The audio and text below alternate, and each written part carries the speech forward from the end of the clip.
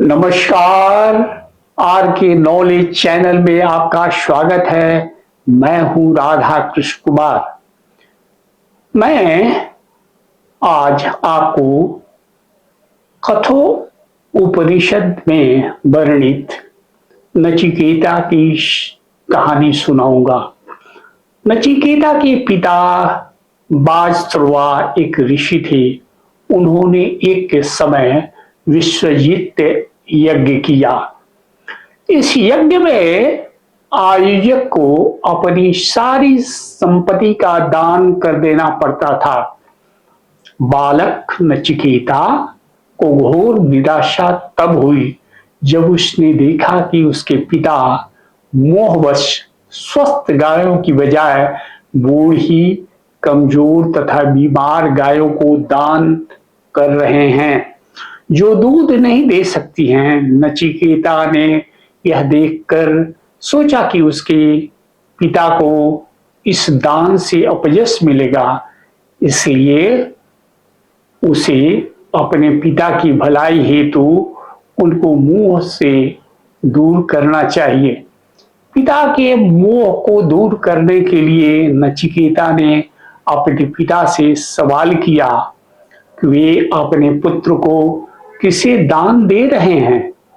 ऋषि बाजत्रवा ने इस सवाल को टाल दिया, लेकिन नचिकेता ने फिर यही प्रश्न अपने पिता से पूछा। बार बार यही सवाल पूछने पर ऋषि बाजत्रवा क्रोधित हो गए और उन्होंने नचिकेता से कह दिया कि मैं तुझे यमराज को दान करता हूं। पिता के शब्दों से नचिकेता को दुख पहुंचा, मगर अपने पिता के वचन की रक्षा तथा उनकी भलाई हेतु नचिकेता ने अपने पिता के संकल्प को पूरा करने हेतु यमलोक पहुंच गए। यमराज के दरवाजे पर पहुंचकर नचिकेता को पता चला कि यमराज यहाँ नहीं है, कहीं अन्यत्र गए हुए हैं। यह सुनकर नचिकेता निराश नहीं हुआ तथा यमराज के दरवाजे पर उनके इंतजार में 3 दिनों तक बिना खाए पिए बैठा रहा।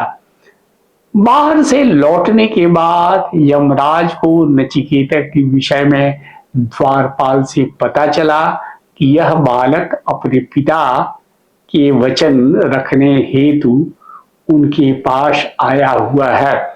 नचिकेता की कृत्य भक्ति तथा उसके कठोर संकल्प को देखकर यमराज को खुशी हुई।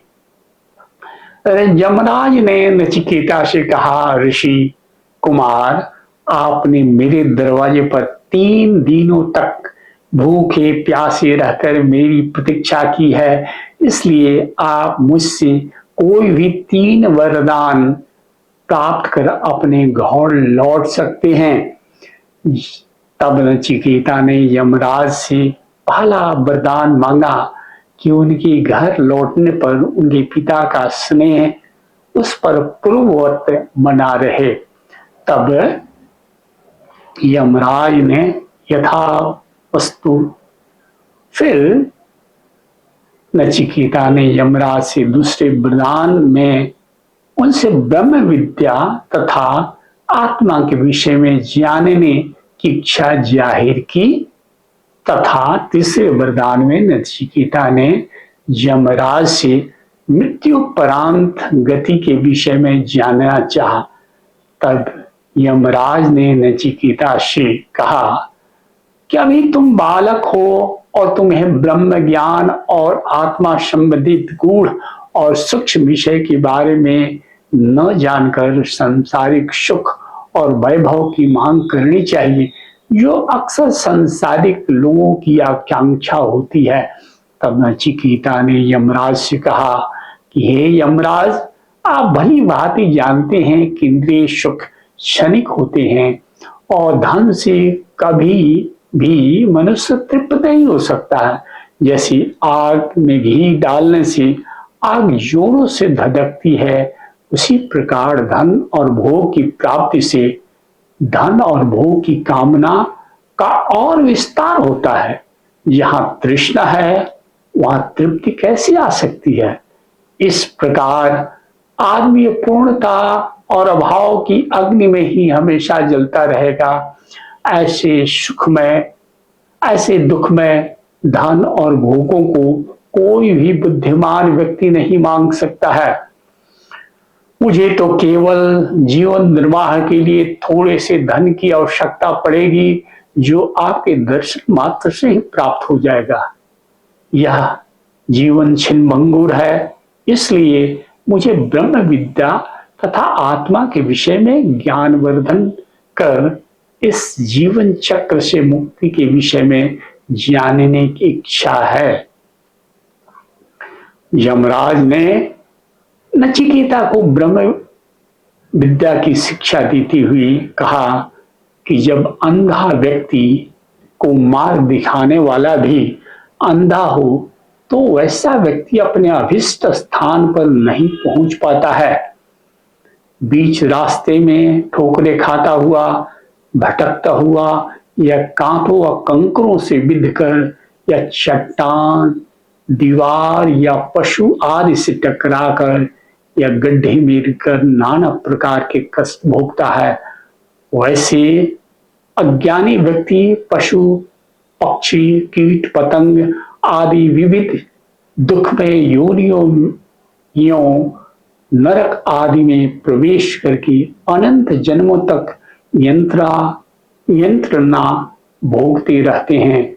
जो खुद को तथाकथित बुद्धिमान समझता है और ब्रह्म विद्या तथा तत्व ज्ञान की परवाह न करके उसकी अवहेलना करता है तथा सांसारिक भोग और इंद्रियों सुखों को ही अपना ध्येय मानता है, वैसे मानव अपने जीवन को अज्ञान में बर्बाद कर देते हैं।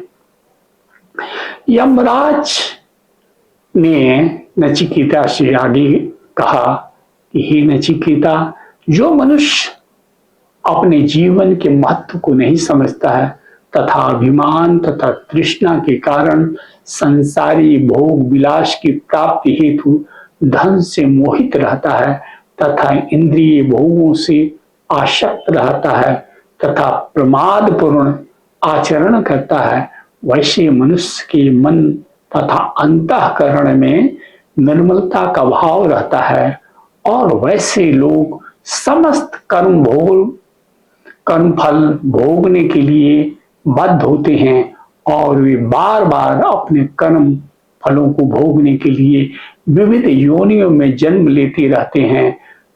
ऐसे अज्ञानी मनुष्य पुनर्जन्म में विश्वास नहीं करते हैं तथा इस जीवन चक्र से मुक्ति के विषय में नहीं सोचते हैं। यदि आपको ये वीडियो अच्छा लगा हो तो कृपया इसे लाइक करें और आगे इस प्रकार के वीडियो देखना चाहते हैं तो इस चैनल को सब्सक्राइब करें।